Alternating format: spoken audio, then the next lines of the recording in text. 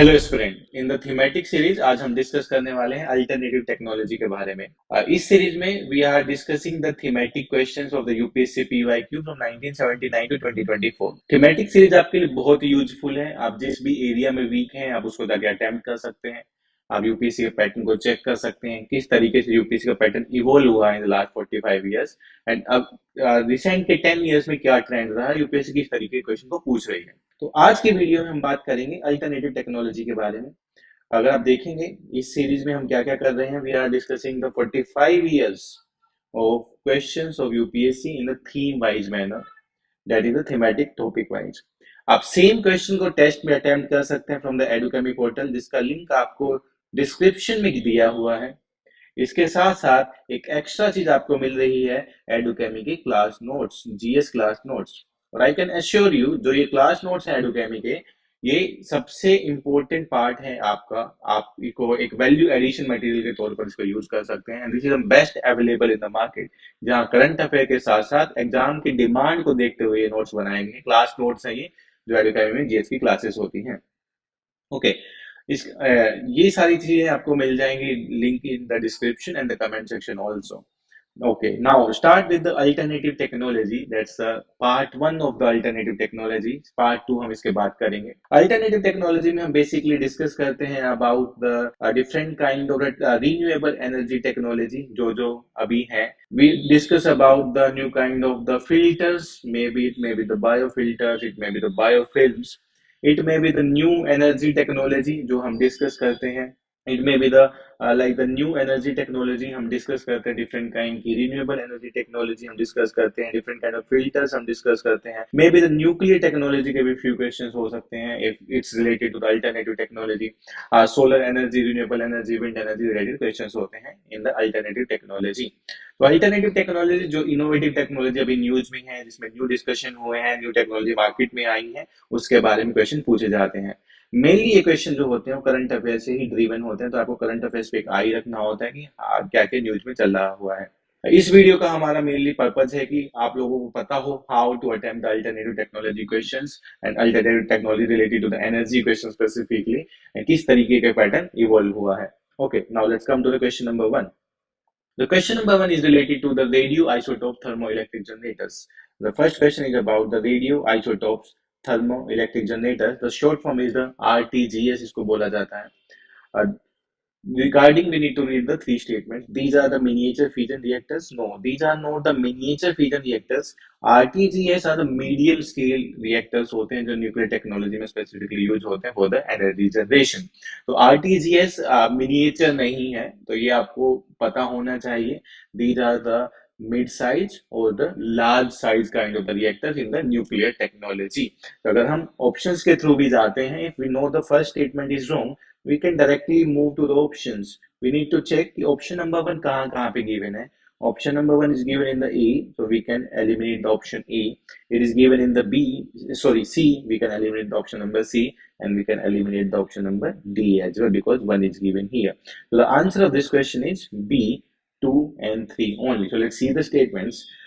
RTGS are used for powering the onboard system of spacecraft. This is the application of the RTGS. इनको specifically use किया जाता है aircrafts में। RTGS use plutonium 238, it's a radioactive material, specifically use होता है। और India में plutonium का specifically there is a high amount of the plutonium is present in India. तो इसके लिए इसका वेपन डेवलपमेंट्स में, टेक्नोलॉजी डेवलपमेंट्स में यूज होता है आर थर्मोइलेक्ट्रिक जनरेटर्स का। सो this is the question number 1, answer is be here. तो आपको पता होना चाहिए आरटीजीएस है क्या, आरटीजीएस के एप्लीकेशंस क्या है और कैसे इसका यूज होता है। This is the question number 1। Okay, now let's move to the question number 1। हाँ, ये क्वेश्चन 2024 में पूछा गया था and this question is from the 2023 related to the hydrogels, and mainly the question is about the application of the hydrogel की hydrogel की applications क्या क्या है। अगर आप देखोगे ना साइंस एंड टेक्नोलॉजी में, मेनली क्वेश्चन या तो उसके एप्लीकेशन पे पूछे जा रहे हैं या क्वेश्चन उसके डायरेक्ट यूसेज पे पूछे जा रहा है, या क्वेश्चन अबाउट द टेक्नोलॉजी पूछा जा रहा है कि एग्जैक्टली ये टेक्नोलॉजी है क्या। तो आपको जब पढ़ते हुए साइंस एंड टेक्नोलॉजी में स्पेसिफिकली इन्हीं चीजों पे फोकस करना होता है कि exactly but is the requirement of the examination. Examination के पैटर्न में किस तरीके की चीजें पूछी जा रही हैं वो आपको पता होना चाहिए। यही एक तरीका है कि आप एग्जाम को पढ़ते हैं उसको जान के एग्जैक्टली रिक्वायरमेंट क्या है और कितना पढ़ना होता है। Okay, now let's come to the application of the hydrogen control drug delivery in the patient. Yes, hydrogel को स्पेसिफिकली यूज किया जाता है कंट्रोल ड्रग डिलीवरी के लिए। ये एज अ पैच यूज किया जाता है हाइड्रोजेल्स को during the control drug delivery. Second, mobile air conditioning systems. Yes, hydrogel को मोबाइल एयर कंडीशनिंग सिस्टम में भी यूज किया जाता है। Preparation of industrial lubricants. Yes, they are the main component of the industrial lubricants as well. So all the three options are correct here. The answer will be D, 1, 2 and 3. हमें यहाँ पे most accurate answer बताना होता है which of the above are the applications of the hydrogels. तो hydrogels की application सब है, तो answer of this question will be D. तो अगर हम देखेंगे we need to know about the hydrogel here and the application of the hydrogels. अगर हम देखते हैं कि hydrogels होते क्या है, hydrogels are the versatile materials which provide a wide range of application due to the ability to absorb and retain water. They can absorb and retain the water for the longer time. So the first statement is first, second, and the third statements are correct here. Okay, now we are launching a prelim support program. Prelim support program for the 2025 we are launching here. In this program, we are conducting a various kind of the components, various kind of the sessions like the practice test, analysis test हम conduct कराते हैं। UPSC के mix test हम conduct कराते हैं। Mix taste like UPSC EPFO CDS APFC and Jio scientist का जो paper UPSC conduct कराता है उनमें इंपॉर्टेंट आपके लिए क्या है for the CSC purpose, general studies के लिए क्या इंपॉर्टेंट है उसके टेस्ट कंडक्ट किया कराए जाते हैं। मैराथन सेशन, आप लंबे टाइम तक हमारे साथ क्लासरूम में बैठते हैं, आप क्वेश्चन को सॉल्व करते हैं, उनके नोट्स बनाते हैं, हम मेंटर से डिस्कशन करते हैं, कैसे तरीका है क्वेश्चन अटेम्प्ट करने का वो आपको पता होना चाहिए। आज के टाइम में जैसे यूपीएससी का पैटर्न इवोल्व हो रहा है ना, तो इसके साथ साथ ओनली स्टडी, केवल पढ़ना ही एक सॉल्यूशन नहीं है, आपको तरीका भी पता होना चाहिए कि पेपर को अटेम्प्ट कैसे करना है, एग्जैक्टली पेपर को अटेम्प्ट कैसे किया जा रहा है, यूपीएससी कैसे इवोल्व हो रहा है वो आपको पता होना चाहिए, क्या क्या चीजें रिक्वायरमेंट है, बुक में से क्या इंपॉर्टेंट टॉपिक्स है वो आपको पता होना चाहिए। That's the main requirement of the examination now. इसके साथ साथ we are focusing on revision session, sectional test, full length test. हम सीसेट सपोर्ट भी प्रोवाइड करते हैं। If you are weak in the CSAT, उसके लिए आपको क्लास में ही सीसेट की क्लासेस कुछ करा दी जाएंगी, practice sheet, analysis, because CSAT is about the choice of the questions. जो आपके बीच में 2.5 आवर का गैप होता है एग्जाम के बाद, उसके बाद weather condition like 45-46 degree Celsius temperature होता है, exhaust feeling exhausted after attempting paper one. In that condition, you need to attempt the CSET part. That's a calculation examination. So we need to be a choice sensitive कि कौन सा question हमें attempt करना है, कौन सा question नहीं करना है। We are also conducting the प्रयास ऑल इंडिया मॉक टेस्ट, जहाँ पे आप स्पेसिफिकली अपने पीयर ग्रुप के साथ बैठते हैं। पूरे इंडिया में लोग इसको attempt, thousands of people attempting the प्रयास। तो आपको पता लगता है कि आप कहाँ स्टैंड करते हैं, जो जिसके साथ आपका मेनली कॉम्पिटिशन है। We are also conducting the current affair classes. Current affair classes अप्रैल 24 से 25 का पूरा करंट अफेयर्स आपको क्लासेस में कराया जाता है। And this can be the best return on investment, क्योंकि मैगजीन के 1500 पेज साल के तो नहीं पढ़ सकते और याद नहीं कर सकते हैं। एंड वी कैन एश्योर कि जो आपको क्लास में कराया जाता है that's more than enough for your examination. तो this is about the prelim support programme. Last year prelim support programme का ह्यूज सक्सेस रहा। More than 45% of the enrolled student ने qualify किया, more than 45% student, then this is the highest in the industry। 50% से ज्यादा question थे जो एडुकेमी के programme से डायरेक्टली आए हैं इन द यूपीएससी पेपर। इसके लिए आप देख सकते हैं एडुकेमी का यूट्यूब सीरीज अवेलेबल है in the playlist with the name of direct hit from Edukemy, क्या हमने कराया और क्या यूपीएससी ने स्पेसिफिकली पूछा, तो आप वो भी देख सकते हैं। जैसे ही आप इस प्रोग्राम में कंटिन्यूसली प्रिपेयर करते हैं, अपने आप को प्रेजेंट करते हैं, आपको कॉन्फिडेंस इंक्रीज होना शुरू हो जाता है। इट्स लाइक कि अगर आप पहले 4 साल 65 क्वेश्चन अटेम्प्ट कर रहे हैं, now you can go up to 90 question, और आपको एक टेक्निक का पता लगता है कि how we can do that. It will increase your accuracy. अगर आपका एक्यूरेसी 40% है, it can boost up to the 70 to 80%। So this is the major benefits of the examination कि आपको क्या क्या मेनली रिक्वायरमेंट है और इस प्रोग्राम से आपको क्या मिलता है। And it's a complete mentorship program. ये ओनली टेस्ट सीरीज नहीं है, it's a complete mentorship support program also, जो आपको पूरे एग्जाम तक आपको पूरा सपोर्ट दिया जाएगा with any kind of the requirement. Okay, now let's move to the question number three. Question number three में पूछा गया है specifically 2024 में ये क्वेश्चन पूछा गया related to the pipeline emission of fuel electric vehicles. अगर आप देखोगे सेम क्वेश्चन हमने क्लास में कराया था, सेम क्वेश्चन का डिस्कशन विद शोइंग द कर मैं ही करा रहा हूँ एग्जैक्टली क्वेश्चन, अगर वीडियो में देखोगे डायरेक्टली में I teach this question into the class कि क्या क्या पूछा जा सकता है, even through a diagram of the electric I show that कि क्या एमिशन प्रोडक्ट होगा in the electric fuel vehicles and I can say this is like L1 kind of the question. अगर आप इसको अच्छे तरीके से पढ़ोगे क्वेश्चंस को, यू विल अंडरस्टैंड कि इलेक्ट्रिक में क्या इमिशन होगा specifically in electric cars. Which of the following is the exhaust pipe emission from the fuel cell electric vehicles? जो फ्यूल सेल इलेक्ट्रिक व्हीकल्स हैं उनमें क्या एग्जॉस्ट होगा? Mainly powered by the hydrogen के hydrogen car से specifically क्या emit हो सकता है? It is the water vapour that can be emit from the hydrogen cell. और ये डायरेक्टली क्वेश्चन कराया गया था, आप देख सकते हैं डायरेक्टेड सीरीज में, वहां पे आपको मिल जाएगा कि I am teaching this in the classroom and that's a direct question asked by the UPSC. So the answer of question number 3 is D here. You can see कि कैसे alternative technology important है for the science and tech. Okay, now let's move to the question number 4. Question number 4 is from the examination of 2023. Recently, the term pumped storage hydropower is actually and appropriately discussed in the context of pumped storage hydropower. ये एक smaller hydro power plant में एक तरीके का energy storage devices है। लंबे time तक energy store करने के लिए पम्प स्टोरेज हाइड्रो पावर्स का यूज किया जाता है and in the option we can see that the long duration energy storage के लिए स्पेसिफिकली यूज किया जाता है पम्प स्टोरेज हाइड्रो पावर का।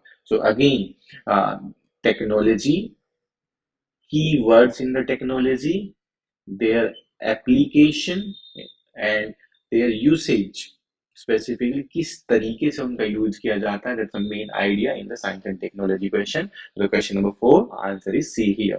तो रामबान इलाज for science and technology क्या हो सकता है? आप टॉपिक को जब पढ़ते हैं तो कीप इन द माइंड कि क्वेश्चन किस तरीके का पूछा जाता है, आपको उसका एप्लीकेशन पता होना चाहिए, किस चीज में यूज किया जाएगा, मीन्स एप्लीकेशन का सब पार्ट भी पता होना चाहिए, कीवर्ड्स पता होना चाहिए, है क्या pump storage hydro power exactly है क्या। इसे पता भी लगता है pump storage hydro power storage devices है specifically for the energy storage के लिए। Okay, answer is C here. It refers to a method of energy storage which involves pumping water from a lower reservoir to an upper reservoir during the when the electricity demand is low. Okay, now let's move to the question number 5. This is about the membrane bioreactors are often in the news. The term given here, membrane bioreactors, इसमें हम पहले भी बात कर रहे हैं ना कि membrane bioreactors, biofilms, again है क्या, क्या टेक्नोलॉजी किससे रिलेटेड है, ये कीवर्ड किससे रिलेटेड है, उस तरीके के क्वेश्चन पूछे जा रहे हैं। तो अगर यहाँ पे देखेंगे this keywords are related to these membrane bioreactors are related to bioreactors mainly treatment technology के लिए फूड प्रोसेसिंग यूनिट्स में यूज होते हैं, न्यूक्लियर टेक्नोलॉजी में रिएक्टर्स यूज होता है न्यूक्लियर रिएक्टर्स, बट बायोरिएक्टर्स जहाँ पे बैक्टीरिया इन्वॉल्व है, जहाँ पे different kind of enzyme involve है, वहां पे बायोरिएक्टर्स का यूज किया जाता है and membrane bioreactor specifically use किए जाते हैं जहाँ पे वेस्ट ट्रीटमेंट टेक्नोलॉजी का यूज है, वेस्ट ट्रीटमेंट प्लांट्स का यूज है, तो वहां पे मेम्ब्रेन बायोरिएक्टर्स का यूज किया जाता है। तो the answer of the question number 5 is D. तो आपने देखा होगा कि एवरी क्वेश्चन में सेम तरीके का है, एप्लीकेशन ड्रिवन एंड कीवर्ड पे चीजें पूछी जा रही हैं और ये सारी चीजें न्यूज में होती हैं। तो you should have an I on the current affair for science and technology, लेकिन उसके साथ साथ बेसिक्स का भी जानना जरूरी है। Okay, now let's move to the question number 6. Question number 6 is about the consider the following: battery storage, biomass generation, fuel cell, and rooftop solar photovoltaic units. How many of the above are considered distributed energy source? Distributed energy source जो आगे energy provide कराएंगे from point source to the multi source, किसको बोला जाता है distributed energy source? All four are the category from the distributed energy source. Again, क्या mechanism है, what is the mechanism of these devices, how they works, किस तरीके का काम है, तो that's the known as distributed energy resources. So all are the answer of this question और answer is D। तो आपको पता होना चाहिए distributed energy sources क्या है और उनका mechanism of क्या है, किस तरीके से वो काम करते हैं। अगर हम देखें कि distributed energy source is a small scale source of electricity generation or storage located near the point of electricity use. Distributed energy में डिस्ट्रीब्यूशन कर रहे हैं, ये सोर्स प्रेजेंट होते हैं जहां पे यूज किया जाएगा। अगर मैं बात करता हूँ इस क्वेश्चन में fuel cell, not for the longer duration supply के लिए तो कहीं दूर सप्लाई तो नहीं करेगा, जहाँ पे फ्यूल सेल लगे होंगे वहीं पे सप्लाई करेगा। फोटोवोल्टिक सेल यूनिट्स, अगर किसी घर में सोलर पैनल्स लगे तो वहां पे इलेक्ट्रिक सप्लाई करेगा। बैटरी स्टोरेज जहाँ पे रखी है उसके आसपास की चीजें वो प्रोवाइड कराएगा। बायोमास जनरेटर्स भी उसके आसपास की चीजों को प्रोवाइड कराएगा। तो डिस्ट्रीब्यूटेड एनर्जी रिसोर्सेज जो नियर बाय है वहां पे एनर्जी प्रोवाइड कराएगा, इसके साथ साथ जो लोकेटेड है उसके आसपास में वहीं पे वो प्रोवाइड करा सकता है। So the answer is question number 6 is D all 4। Now come to the question number 7 with reference to the biofilters. इससे पहले हमने बायोफिल्म्स की बात करी, अब now they are on the biofilters. And इसके साथ साथ हमने बात की है बायोरिएक्टर्स के बारे में। तो आप देख सकते हैं जो जो नई टेक्नोलॉजी आ रही है, बायोफिल्म्स हो, बायोफिल्टर्स हो, बायोरिएक्टर्स हो, उनके बारे में पूछा गया है। तो यहाँ पे भी पूछा गया है with reference to the role of the biofilters in the recirculating aquaculture system consider the following statements. With reference to the aquaculture system इसको पूछा गया है, biofilters in the recirculating aquaculture system और short form is the recirculating aquaculture system में क्या use है biofilters का। Filters क्या काम करेंगे, ट्रीटमेंट करने के लिए काम आता है ना, किसी को फिल्टर करने के लिए, वेस्ट ट्रीटमेंट के लिए। So these are waste treatment by removing the uneaten fish feed. अगर हमने देखे बायोरिएक्टर्स में भी देखा तो वेस्ट ट्रीटमेंट के लिए यूज होता था बायोरिएक्टर्स। तो treatment some filtering something from the waste, तो वेस्ट ट्रीटमेंट के लिए वो अनईटन फिश फूड को हटाते हैं यहाँ से। This is given in the first statement, so first is right. Biofilter convert ammonia present into the fish to the nitrate, yes.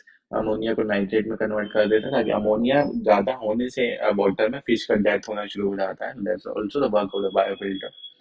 Biofilter increase phosphorus as a nutrient for the fish water? No. They decrease the phosphorus amount in the fish water. So third statement is not correct here.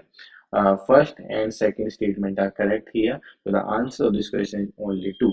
And these are the new pattern which is introduced by the UPSC in 2023. Majorly in 2023, लेकिन hint 2022 में दे दिया गया था। UPSC pattern change करने से पहले एक hint देती है जो ये 2022 में दिया गया, 2023 में मेजर क्वेश्चन पूछे गए। लेकिन फिर से 2024 में UPSC move toward the old pattern with some few question from the specifically this pattern. Now in this year they introduce the three pairs kind of the thing कि आपको थ्री कॉलम्स को match करना है तभी आप उसका answer दे पाएंगे। That can be appear in the next examination है 2025, तो आप उसके लिए भी रेडी रहें। Okay, now let's come to question number 8। Question number 8 is with reference to green hydrogen. अगर हम देखें तो इससे पहले फ्यूल सेल का क्वेश्चन पूछा गया, फ्यूल सेल का क्वेश्चन पूछा गया, that is alternative energy. Now they asking on the green hydrogen. Consider the following statements. It can be directly used as a fuel for the internal combustion. It can be blended with natural gas and used as a fuel for heat on power generation. It can be used in the vehicle, the hydrogen fuel cell to run the vehicle. So it's a very simple question, I can say. Like all the three statements are correct here, and these are the mainly about the hydrogen, green hydrogen. Use किया जा सकता है fuel for internal combustion. Yes, it can be used for the fuel for internal combustion. It can be used for the natural gas and the use as a fuel heat for power generation के लिए भी इसका use किया जाता है। And vehicles को run करने के लिए किया जा सकता है। अगर आप देखोगे this is the question of 23। 24 में सेम पूछा गया हाइड्रोजन फ्यूल सेल का एग्जॉस्ट क्या होता है, मीन की आउटपुट क्या रहेगा, that's the water vapour. Water vapour. तो आप देखोगे कि कैसे यूपीएससी इंटरलिंक कर रहा है, कैसे यूपीएससी अपने पैटर्न को रिपीट कर रहा है in the different kind of the question. Question का theme is same, the green hydrogen. Technologically उसमें क्या क्या पूछा जा सकता है, now they are focusing on that. आपको इसको नोट डाउन करके रखना है। Okay, now let's come to the question number 9। Question number 9, which of the following does government of India promote the use of neem coated urea in the agriculture? This question is can be of the specifically the geography also, but this question is specifically in technology because government use कर रहा है तो we added it here. It can be part of geography also. Neem coating urea mainly किया जाता है कि ताकि जो डिजोल्यूशन है यूरिया का इन द सोइल एक स्लो प्रोसेस में हो। Dissolution of urea slow process में होगा तो एक न्यूट्रिएंट ठीक अमाउंट में देगा। इसके साथ साथ क्या होगा कि ज्यादा अमाउंट ऑफ यूरिया नहीं दिया जाएगा जिससे वो हेल्थ स्पेसिफिक में कहेंगे न्यूट्रिशन रिच होगा और केमिकल इफेक्ट कम होगा स्पेसिफिकली प्रोडक्शन ऑफ क्रॉप पे, और यूरिया का जो यूज है वो कम होना शुरू हो जाएगा। इसलिए नीम कोटेड यूरिया का यूज किया जाता है, और नीम कोटेड यूरिया का यूज इसलिए भी किया जाता है, जो गवर्नमेंट सब्सिडी देती है यूरिया पे, वो डाइवर्ट हो जाता था इंडस्ट्री को अगर वो नीम कोटेड नहीं होता था। अभी वो इंडस्ट्री को डाइवर्ट नहीं होता है। और नीम में एक प्रॉपर्टी होती है, वो पेस्ट रेजिस्टेंट होता है। इसके साथ साथ प्रोटेक्ट भी करता है प्लांट को resistance to the pest. The main answer of this question is B, neem coated slow down the rate of dissolution of urea in the soil. Now let's come to the question number 10. Question number 10 is about the net metering. Again, I'm saying again and again, particular components पूछा जाता है, particular specifically terms जो news में है related to the science and technology, renewable energy technology, जो related terms उनको बार बार पूछा जाएगा। नेट मीटरिंग है क्या? गवर्नमेंट ने सोलर पैनल लगाना शुरू किया in house hold. House hold में जो एनर्जी ज्यादा प्रोडक्शन हो जाता है, गवर्नमेंट उसको वापस ले लेता है, एंड उस एनर्जी का प्रोडक्शन का पैसा गवर्नमेंट हाउस होल्ड को देता है। तो यहाँ पे कौन प्रोड्यूस कर रहा है एनर्जी को? हाउस होल्ड प्रोड्यूस कर रहे हैं। उसको नेट मीटरिंग, उसको मेजर करने के लिए कितना प्रोडक्शन किया, कितना यूज किया, कितना गवर्नमेंट को ट्रांसफर किया, दैट्स नेट मीटरिंग। एंड ये रिलेटेड है सोलर एनर्जी प्रोडक्शन से, तो वो एक रिन्यूएबल सोर्स ऑफ एनर्जी है। तो how the UPS is linking, किस तरीके से पूछे? सोलर एनर्जी थीम इंपॉर्टेंट है, रिन्यूएबल एनर्जी इंपॉर्टेंट है एग्जामिनेशन के लिए, उसमें सोलर एनर्जी बहुत ज्यादा इंपॉर्टेंट है। वहां पे नेट मीटरिंग का कंसेप्ट आया था, तो यूपीएससी ने वही कंसेप्ट आपसे पूछ लिया कि नेट मीटरिंग है क्या? It's the production and the use of solar energy by the households and the consumer. So the answer of the question number 10 is A, production of use of solar energy by the household and the consumer. Okay, now let's move to the question number 11. Question number 11 is about the, with reference to the usefulness of the products by the sugar industry, which of the following statements are correct? Sugar industry question, this can also be a part of geography because sugar cane production geography में आता है, but we are focusing as a fuel production में हम देख रहे हैं, तो इसलिए वो as a renewable source of energy है। तो it's as a renewable source of energy, we are including this in the science and technology. Bagasse can be used as a biomass fuel for the generation of energy. Yes, it's like a waste after sugar production. मिलता है bagasse. Molasses can be used as one of feedstock for production synthetic chemical fertilizer. Yes, molasses एकदम जैसे आप sugar can juice पीते हैं, उसके बाद एकदम dry part जो बच जाता है. It can be used for production of ethanol also. Yes, it can also use for production of ethanol. All are the statements that are correct here. Answer is C. Sorry, D. 1, 2 and 3. Biomass fuel generation के लिए use होता है, synthetic chemical fertilisers के लिए use होता है, and production of ethanol के लिए भी होता है। तो the answer of this question is D here. अगर हम देखें, is a by product of the sugar industry that can be used biomass fuel in generation of the energy. Molasses भी यूज है one of the feedstock production of synthetic chemical fertilisers के लिए भी use हो जाता है। Okay, now let's move to question number 12। Question number 12 from the like the newly discovered high temperature super conductors हैं क्या? मेटल एलॉय हैं, pure earth metal हैं, सिरेमिक ऑक्साइड्स हैं, या फिर इनऑर्गेनिक पॉलीमर्स हैं? Newly discovered high temperature super conductors, these superconductors are the metal alloy. Metals के alloy हैं, different kind of metals use होता है इनके लिए सेमीकंडक्टर्स के चिप बनाने, लाइक जिलेनियम सिलेनियम ये मेनली यूज होता है metals, these are the metal alloy. अब discovered unusual property of purple bronze achieving the high temperatures, and इसके लिए स्पेसिफिक पर्पल ब्रोंज का यूज किया गया है, मेटल एलॉय है लेकिन different kind of the semiconductor materials हैं जिसमें SiNge भी यूज किया जाता है। तो the question number 12 answer is A, that's a metal alloy. Okay, so question number 13, the main constituents of biogas are, आप बता सकते हैं, बहुत simple question, methane and the carbon dioxide are the main constituent of the biogas.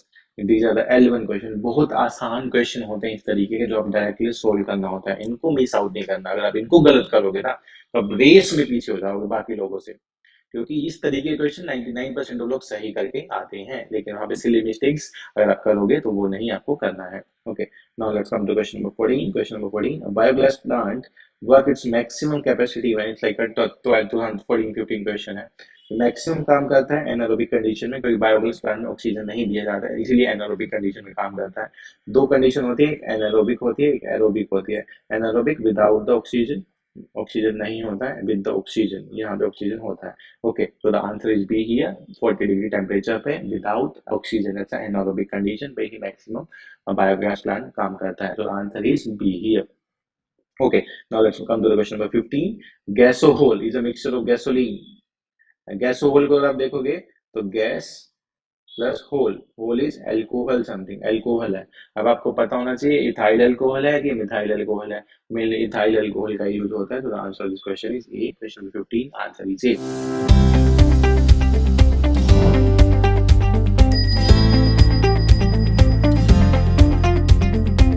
What is a प्रोमेंटोटिप here? प्रोमेंटोटिप in alternative technology क्या है? प्रोमेंटोटिव आपके लिए बहुत इंपॉर्टेंट है कि अल्टरनेटिव टेक्नोलॉजी पढ़ना क्या है स्पेसिफिकली। एस्पिरेंट्स, आपको न्यू टेक्नोलॉजी पे फोकस करना होता है। न्यू टेक्नोलॉजी क्या क्या है, उससे रिलेटेड टर्म्स क्या क्या है मेनली। लाइक इन्होंने अगर पूछा नेट मीटिंग टर्म पूछा रिलेटेड सोलर एनर्जी, इसलिए आपको बाकी के रिलेटेड पता होना चाहिए। न्यूक्लियर एनर्जी के बारे में, विंड एनर्जी के बारे में, हाइड्रोजन एनर्जी के बारे में आपको पता होना चाहिए। रिन्यूएबल टेक्नोलॉजी कौन कौन सी गवर्नमेंट ने अनाउंस की है, कौन कौन सा मार्केट में है अभी। एनर्जी सेविंग डिवाइसेस कौन कौन सी हैं, स्टोरेज डिवाइसेस कौन कौन सी हैं, टेक्नोलॉजी फॉर द क्लीन और पोल्यूशन, बायोफिल्टर्स क्या है, बायोफिल्टर्स के बारे में, बायोफिल्म्स के बारे में पूछा गया। एंड आपको स्पेसिफिक पढ़ना है, जर्नलिस्ट नहीं बनना है। स्पेसिफिक क्या क्या रिक्वायरमेंट है for the alternative technology, for the alternative technology of energy, वो आपके लिए बहुत ज्यादा इंपॉर्टेंट है। Okay, so this is about alternative technology part 1. We will soon meet in the alternative technology part 2 as well. Stay tuned. इसके साथ साथ आप अटेम्प्ट करते रहें ये क्वेश्चन। एडुकेमी का पोर्टल पे अवेलेबल है, आप एडुकेमी के जीएस नोट्स को डाउनलोड कर सकते हैं from the given link below. And we are launching a present support programme 2025। हम अपना प्रेजेंट सपोर्ट प्रोग्राम 2025 लॉन्च कर रहे हैं, आप इसको ज्वाइन कर सकते हैं from the given link. And it's a complete mentorship programme जो आपका प्रीलिम्स को क्वालिफाई करने के चांसेस बढ़ा देगा। And I can assure you, I am leading the programme and this programme is going to be a super, like the last year 45% of students qualified. This year we are targeting the more than 70% of students can qualify the prelims if you are joining this program. The link for the joining the program is given in the comment section. Thank you everyone.